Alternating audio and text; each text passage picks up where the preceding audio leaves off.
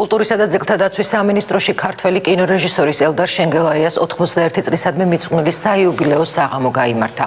იუბილართან ერთად საღამოს რეჟისორის მეგობრები და კინოსა და კულტურის სხვა სფეროს წარმომადგენლები ესწრებოდნენ.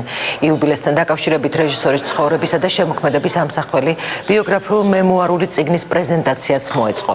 მათქმევინეთ ორიათ სიტყვა, ასე ქვია წიგნს, რომელიც ქართული კინოს ისტორიის შესახებ გვიამბობს. საღამოს ბოლოს ფილმის ჩვენება გაიმართა, რომელიც 2013 წელს მოსკოვში ელდარ შენგელაიას შემოქმედებით საღამოს ასახავს. ძალიან მოხარული ვარ, რომ კულტურის სამინისტრო მოაწყო ეს საღამო.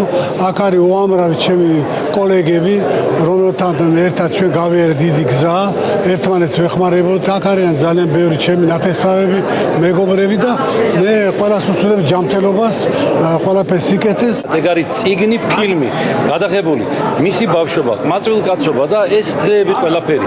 საოცარი სიხარულით, სევდით, ყველაფერს შეხვდებით აქ და რაც თავარია ისეთ ფაქტებს წაიკითხავთ, რომელიც ფართო საზოგადოებამ ჯერ არ იცის. მის ხელოვნებაზე სრულიად მთელი სამყარო ვინც იცის კინემატოგრაფი ყველა ლაპარაკობს და მე ამიტომ მას როგორც პროფესიონალს არ ვაფასებ.